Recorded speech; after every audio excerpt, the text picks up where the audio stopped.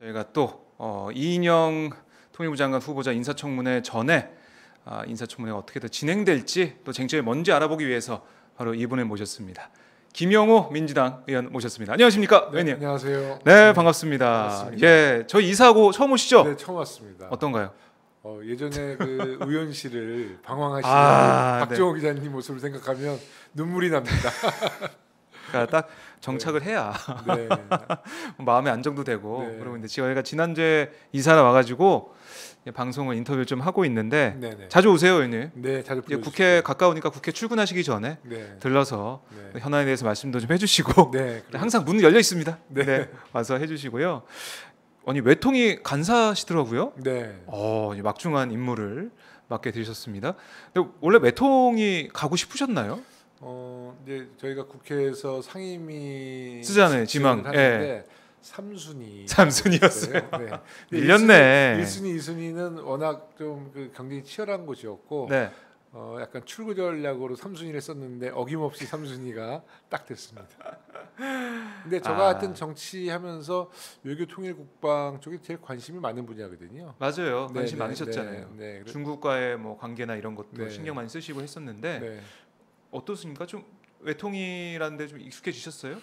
이게 쉽지 않더라고요. 쉽지 않으세요? 네, 근데 제가 20대 국회에서는 네. 행정안전위원회에 있었는데 맞아요. 행정안전위원회는 주로 사건 사고를 주로 다루잖아요. 굉장히 단시간 내에 어떤 답을 얻어낼 수 있는 곳인데 딱 그리고 이제 네. 하다 보면 나오잖아요, 답이. 네, 네. 예. 근데 이제 외통위는 외교통일 분야니까 매우 중장기적인 그 민감하고 또. 네네네 아젠다를 갖고 정말 요즘에는 많은 학자들 전문가들 만나서요 좀 많이 배우고 있습니다. 네, 뭐 이제 초반이니까 점점 외통위가 열리면서 여러 네. 가지 뭐 현안이나 아니면은 야당과의 그런 논의 뭐 이런 게 계속 불거질 텐데요. 네. 제일 큰 쟁점 뭐 오늘 모신 것도 한번 이걸 여쭤보고 싶었습니다. 바로 네. 오늘 이인영 통일부 장관 후보자 인사청문회가 있게 됩니다. 통합당에서는 벼르고 있다 그러죠. 이인영 네. 후보자와 박지원 후보자 두 사람 벼르고 있다고 하는데 오늘 첫 순서로 이인영 후보자가 인사청문회 자리에 나오게 됩니다. 근데 저는 이인영 대표가 이렇게 장관을 하면서 후보자로 인사청문회 나올 줄 몰랐어요. 네. 저는 예상하셨나요, 좀? 통일부 통일부 장관 장관이요? 후보자가 될지? 예전부터 언론에서도 네. 많이 거론은 됐었습니다만 지금 남북 관계가 매우 어렵잖아요. 그렇죠. 또 최근에 북한에서 개성 남북 연락사무소를 폭파시키고 나서 네. 굉장히 지금 어려운 상황인데 그렇죠. 이인영 의원이 이제 처음에 언론에서 그 통일부 장관으로 거론된다고 그랬을 때 네. 이인영 의원을 아끼는 많은 분들은 절대 받아서는 안 된다. 이거는 독배를 마시는 것과 같다. 이렇게 많이 좀 얘기를 했다고 그래요. 하지만 이제 이인영 의원은 뭐 이것을 정치적인 유불리를 떠나서 네. 정말 이 어려운 남북 관계를 풀기 위해서 대통령의 네. 지명에 흔쾌히 수락했다는 그런 말씀을 들었습니다. 그러니까 뭐 개인적인 여러 가지 사정이나 이런 거보다는 뭐 대의를 위해서 네. 남북 관계 어려우니까 할 역할이 있다고 판단한 것 같은데 네. 의원님은 오늘 뭐 어떤 질의를 하실 계획인가? 이것도 좀 궁금하네요. 그러니까 뭐 개인적으로는 이제 질의할 내용이 많은데 지금 네. 야당의 정치 공세가 너무 도가 지나쳐요. 그러니까 뉴스를 보면 뭐 네. 아들 문제 때문에 이게 계속 네. 불거지면서 뭔가 있는 거 아니야 이런 생각을 아마 시청자분들이나 국민들이 좀 하셨을 것 같기도 해요. 제가 한 4일 전 상황은 야당 의원들이 그 이인영 통일부 장관 후보 네. 청문회 자료 요청 중에 한 4일 전에는 1,200건 정도가 자료 요청이 있었는데 지금은 2,000건 정도 된다고 그래요. 예. 당시만 해도 이인영 그 후보에 대해서 한 300건 정도가 정책 자료, 나머지 한 700건 이상이 네. 가족 관련된 자료였다는 거예요. 그래서 이제 뭐 아들의 병역, 네.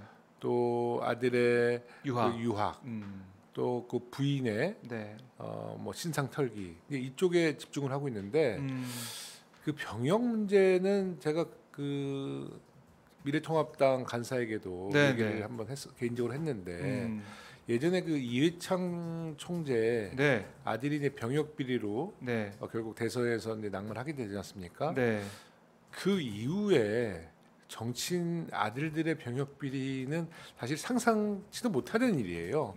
그러니까 사실 우리 정부와 뭐 병무청 네. 특히 이거는 뭐 어떤 뭐 박근혜 정부, 이명박 정부를 다 통틀어서 네, 네. 이제는 뭐 특권층의 아들이 군대에서 어떤 비리로 뭐 군대를 빼준다든지 뭐 그런 가능성은 저는 거의 없다고 봅니다. 네.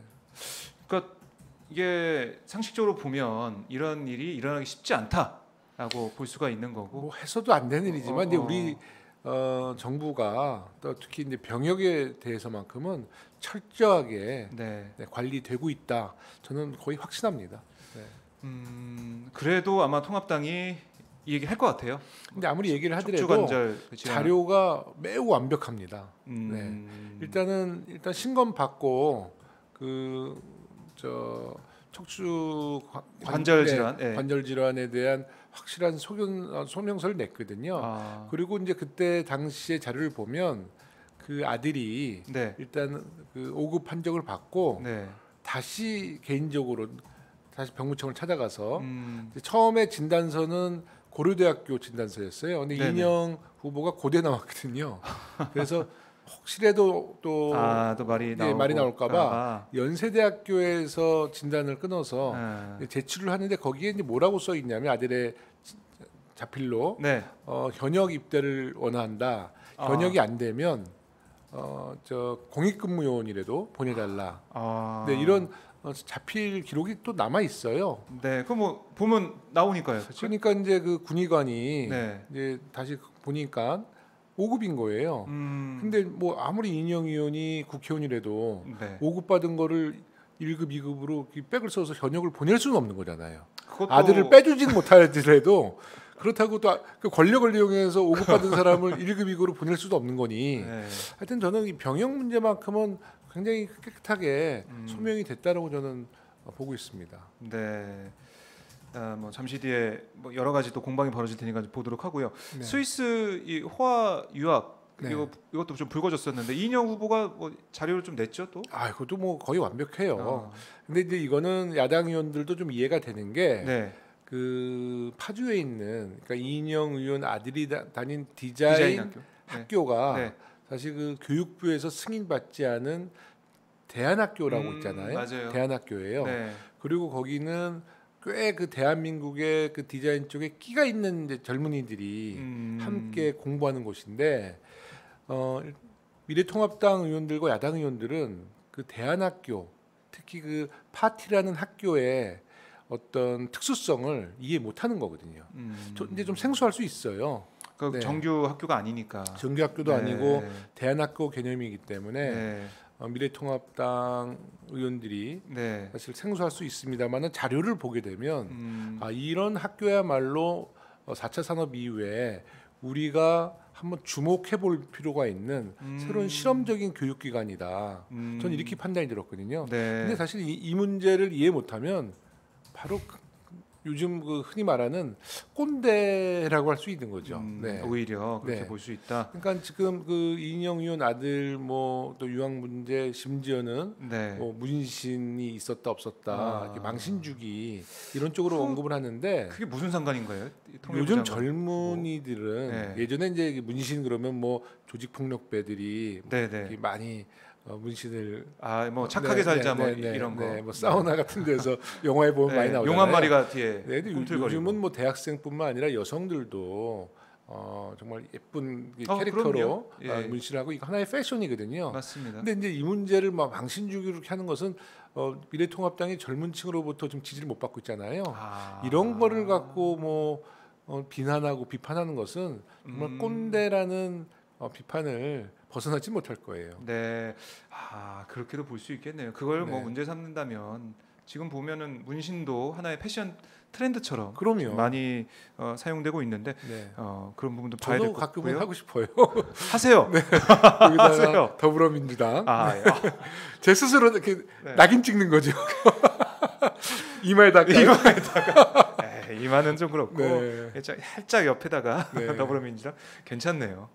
저는 박정희 하스판 이렇게 하나 새겨가지고 이거는 뭐 홍보를 위해서 이 왼쪽 뺨에다가 네, 저를 희생해서 네. 좀 많이 알렸으면 좋겠고 회사에서도 인정받을 겁니다. 알겠습니다. 자, 뭐 제가 볼 때는 가족 얘기도 많이 나오겠지만은 뭐 제일 중요한 거는 자질 그 문제겠죠. 그 정책 문제, 통일관에 대한 문제, 뭐 이런 문제가 네. 검증돼야지 정말 그 청문회다운 청문회죠. 그렇죠. 네. 근데 지금 어제 보니까 통합당에서 뭘 들고 나왔냐면 그 전대협 1기 의장 시절 때 그때 뭐 만들었던 문건 뭐 이런 걸 들고 나오더라고요. 그러니까 박진 의원이 어제 얘기한 걸 보면 뭐 이승만 괴뢰 정권 혁명의 주체는 수령 당 대중이라고 주장한 사실을 공개했고 문건 제목이 동지어 전진, 동지어 투쟁 뭐 이런 거였다. 그러니까 그 당시 문건을 들고 나오면서 이인영 후보자의 뭐 대미관인가 대미관이라고 해야 되나요? 뭐 그런 것들을 지적을 하고 비판하는 것 같아요. 색깔론을 또 들고 나오겠다는 결국에는 그런 것 같아요. 외통위 청문회 이제 미래통합당 네. 청문위원들이 몇 분 계신데, 그렇죠. 뭐 지성호 의원, 태영호 의원, 네네. 근데 그 두 분이 거기에도 함께 자리에 계시거든요. 그렇죠. 그 미래통합당에서 그런 색깔론, 뭐 주체사상 이런 얘기하면 사실 그 두 분은 그래도 이제 북한에서 오신 분들이잖아요. 네. 좀 다 뜨거울 것 같아요. 네. 아니 뭐 과거의 발언 뭐 이런 것에 그 자꾸 비판하면 그쪽에서 사셨던 분들이 계신데 뭐 이런 말씀 드리는 게 뭐 적절치는 않지만 좀 그런 문제도 있고, 또 이인영 의원이 전대협 시절에 주장했던 것은 사실 그 시절에는 그래도 많은 대학생들이 지지했던 구호거든요. 그리고 이게 조금 지금 그 당시에 구호를 들으면 조금은 좀 낯설고 좀 과격해 보일 수 있습니다만은 당시에는 전두환의 군사독재 시절이었어요. 네. 그때 5.18에서 광주 민주화 운동이 일어났을 때 사실 미국에서는 이제 그 당시에는 침묵했거든요. 그렇죠. 뭐 이런 사회적인 분위기가 있어서 그 당시에는 뭐 미국을 비판하고 뭐 그랬습니다만은 이인영 의원의 최근 어록 발언. 이제 이인영 의원이 외통위원회에서 오래 활동을 했고 또 우리 당 원내대표 아니었습니까? 맞습니다. 이인영 의원의 기본적인 외교관은 그래도 한미 동맹을 유지하면서 다자 외교를 통해서 대한민국의 국익을 이끌어내자 뭐 이런 주의고요. 한 번도 제도권에 들어와서 어떤 뭐 반미 투쟁이라든지 뭐 북한에 대한 뭐 종북 사상 그런 뭐 행동과 말을 한 사례는 단 한 번도 없습니다. 이인영 의원이 그래도 우리 국회의원들 중에서는 품격 있는 국회의원으로 알려져 있고요. 매우 합리적인 국회의원으로 통하고 있습니다. 그러니까 이게 과거에 대학생 시절 그걸 들고 나오는 게 무슨 의미가 있을까라는 저는 생각이 어제 들었고, 그러면은 대학생 시절 때 뭐 그런 말 했다는 사람은 그 이후에 아무것도 못 하는 거냐? 뭐 그 이후에 어떤 행적을 살아왔고 어떤 발언했고 어떤 행동을 했는지 그게 중요한 건데. 그렇게 되면 뭐 하태경 의원, 그런데요. 뭐 김문수 전 경기도지사. 그러니까 예전에는 이제 민주화 운동 과정 속에서 그 자주 부르짖던 구호들이 있습니다. 그때는 이제 우리가 지금도 마찬가지지만 지정학적으로 대한민국이 또 우리 역사적으로 그 강국들에 의해서 굉장히 좀 아픈 그 역사가 있는 거죠. 피해를 받고 또 아픈 역사가 있잖아요. 그렇습니다. 그러다 보니까 이제 그런 구호는 민주주의 과정 속에서 당시 대학생들이 자주 부르짖던 구호로 기억해 주시면 좋겠고요. 정말 이인영 의원은 굉장히 합리적인 정치인으로 정평이 나 있죠. 알겠습니다. 이것도 어제 통합당에서 자료를 내고 했기 때문에 이것도 아마 쟁점이 돼서 얘기가 나올 것 같고, 그때 그 질문이 나올 때 지성호 의원, 태영호 의원은 어떤 표정으로 앉아 있는지 그것도 한번 지켜봐야겠네요. 우리가 예의상 그런 그 자꾸 색깔론을 갖고 그러니까 저희가 뭐 태영호 의원이나 지성호 의원이 이제 대한민국에 정착이 돼서 우리는 그분들이 예전에는 이제 북쪽에 계셨지만 이제 그렇게 우리가 쳐다보지는 않잖아요. 이제는 그렇습니다. 대한민국 국민으로서 또 태영호 의원은 강남 구민들에게 표를 받고 국회의원이 되셨기 때문에 네, 우리는 뭐 대한민국 국회의원으로 우리 다 인정하지 않습니까? 어제 대정부 질문도 했잖아요. 네. 그래서 이인영 의원도 뭐 과거사에 대해서 뭐 그 어록에 대해서 자꾸 말꼬리 잡고 그런 것은 청문회가 원만하게 진행되기 위해서는 사실 굉장히 적절치 않은 행동이죠. 네. 그 부적절한 그런 뭐 그 모습이다라고 말씀해 주셨고요. 네. 근데 중요한 건 어쨌든 이 통일부 장관이 돼서 보여줄 뭐 비전, 그다음에 정책 이런 게 중요해 보이는데 어떻게 좀 예상하십니까? 이인영 대표가 후보자가 이끌 통일부 또 다 나아가서는 대북 정책 어떻게 좀 예상을 하고 계세요?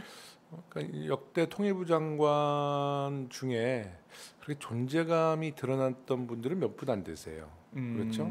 역대 쭉 봐도. 네, 그렇죠? 네. 뭐 지금 기억나는 분은 뭐 정동영 의원, 정세현 장관. 예. 근데 정동영 의장은 그 당시 이제 NSC 상임의장을 노무현 대통령이 임명한 후에 네. 꽤 존재감 있는 활동을 보여줬고요. 또 우리 정세현 장관님도 또 특유의 어떤 돌파력이 있으셔서 네. 잘 해주셨는데 별로 기억에 남는 통일부 장관이 없잖아요. 쭉 보면은 네, 몇 명 안 되죠. 사실 이 통일부 장관이 뭐 김현철 장관도 얘기했지만 참 책임은 큰데 이 권한이 별로 없어요. 네, 맞아요. 네, 그리고 이게 주로 뭐 관료들을 또 이렇게 평가하는 것도 좀 그렇습니다만, 근데 관료들이 사실 상상력이 일반 정치인들보다 부족할 수 있거든요. 네. 이제 통일 정책은 상상력을 통해서 이제 실천해 나가는 과정이 중요하고요. 또 우리 이인영 의원한테 기대를 거는 것은 지금 이제 남북 관계가 우리 민족끼리 해결할 문제가 지금 현실적으로 이제 아니게 된 거죠. 네. 그래서 이제 미국, 중국의 많은 그렇죠. 협력 속에서 남북 관계가 진척돼야 되는데, 네. 근데 통일부는 주로 외교부가 좀 더 정부 조직적으로 크기 때문에 외교부에 늘 좀 치였어요. 그러니까 약간 좀 치은 거죠. 네, 어떻게 보면. 네. 그리고 또 BH의 이제 안보실 그 틈바구니 속에서 나름대로의 그 통일 에 대한 독자 노선을 걸어야 되는데, 이 정보에 대해서도 사실 그 미국과 그 한미 관련된 그것도 뭐 봐야 되고 워킹 그룹이나 여러 가지 그 남북 관계에 대해서는 외교부가 주도하고 있거든요. 근데 이제 이인영 의원이 통일부 장관으로 되면 네. 이제 그런 벽을 다 뛰어넘을 수 있는 거죠. 뭐 정치력도 있고 네. 또 중량감도 있기 때문에 네. 이제 그 뭐 BH의 안보실 그리고 외교부 이쪽을 잘 소통하고 정보도 함께 공유하면서 우리 정부가 하나가 돼서 네. 통일 정책을 펼쳐나갈 수 있다. 뭐 이런 기대를 걸고 있고요. 또 한 가지는 지금 이제 북한이 유엔 제재 대상국이고 또 네. 미국 자체적으로 제재도 미국을 제재 부과하고 있어요. 있죠. 예. 네네.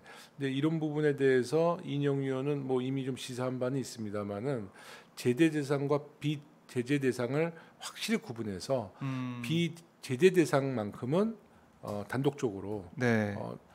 속도를 내겠다, 이제 이런 얘기거든요. 한 예로 지금 우리 그 북한의 개별 관광, 네. 근데 이런 문제는 미국의 협의 없이도 사실 가능한 거예요. 지난번에 김현철 장관 때도 하려고 했는데 코로나. 우리 주한 미 대사 해리스죠? 네. 해리스가 뭐 미국과 협의해야 된다라고 얘기한 것은 그건 사실 좀 오버한 거예요. 그거는 비판 많이 받았죠. 네, 협의 대상이 아닙니다. 왜냐하면 이미 지난해 중국 관광객이 북한을 방문한 수가 한 30만 명이 넘거든요. 그거 뭐 유엔에서 전혀 문제 삼지 않았어요. 그렇죠. 네. 우리도 할 수 있는 거죠. 네, 똑같이. 그래서 이제 이인영 장관 후보는 이제 그 제재 대상이 아닌 영역에 대해서는 속도감 있게 아주 좀 북한과 교류를 시작하겠다는 그런 의지가 강한 것 같아요. 그러니까 이 제재 대상이 뭐가 있고 또 우리 자체적으로 할 게 뭐가 있는지 다 따져봐가지고 할 수 있는 것부터, 그러니까 북한의 개별 관광이라든가 개성공단 문제도 좀 풀렸으면 좋겠는데. 그렇습니다. 박근혜 정부 시절에 그냥 확 빼버리는 바람에 뺄 필요도 없었는데 이게 너무나 아쉽더라고요. 지금 뭐 금강산 예전에 관광 그런 것이 유효하고 개성공단이 지금 있었다면 그 연락사무소도 사실 폭파했겠죠. 그렇죠. 그러니까 북한도 사실 하노이 회담에 김정은 위원장이 네. 평양역을 출발해서 중국을 통해서 하노이 갔을 때 많은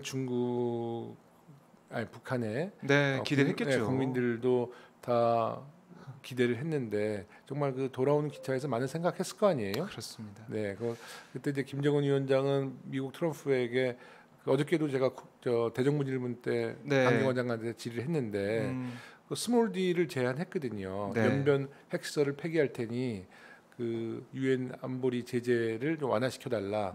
이 딜을 제안을 했는데 네. 트럼프가 그것을 이제 거절을 한 거거든요. 그렇습니다. 뭐 볼턴의 뒤에서 볼턴에 또 작용이 있었겠죠.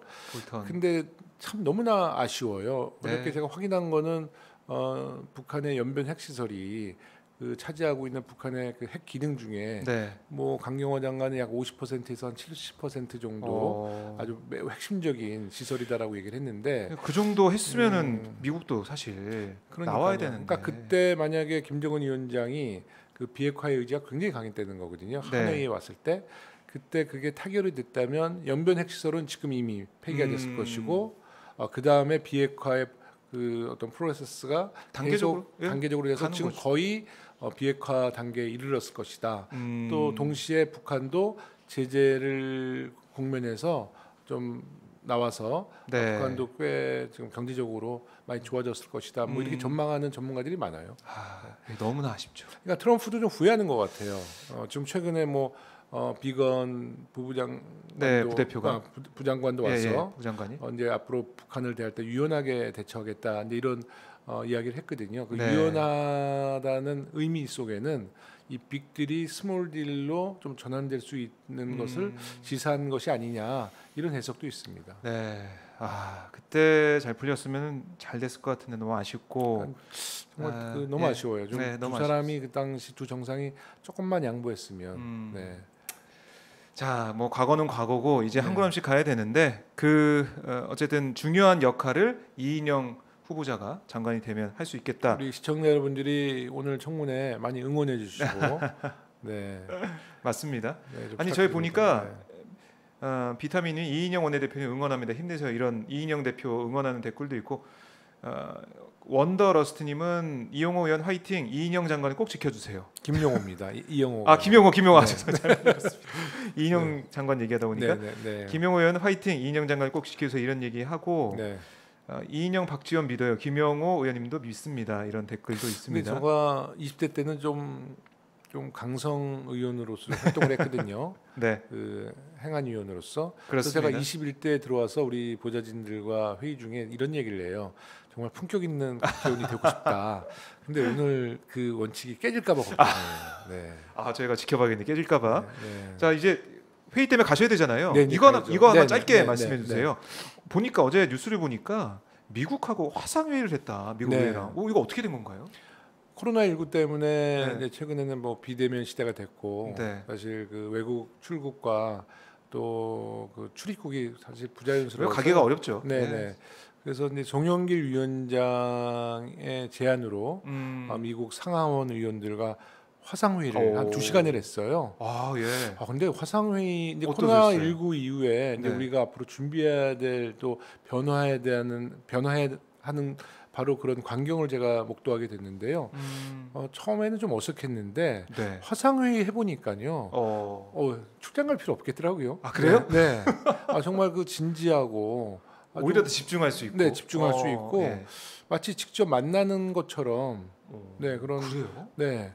이 소통이 아주 너무 잘 돼서 정말 화상회의 또 특히 이제 글로벌 시대에 그 외국 인사들과 화상회의는 앞으로 좀 자주 해봐야겠어요. 이게 익숙해지면 매우 좋은 방법 같습니다. 해외 출장 못 가시면 어떡해요?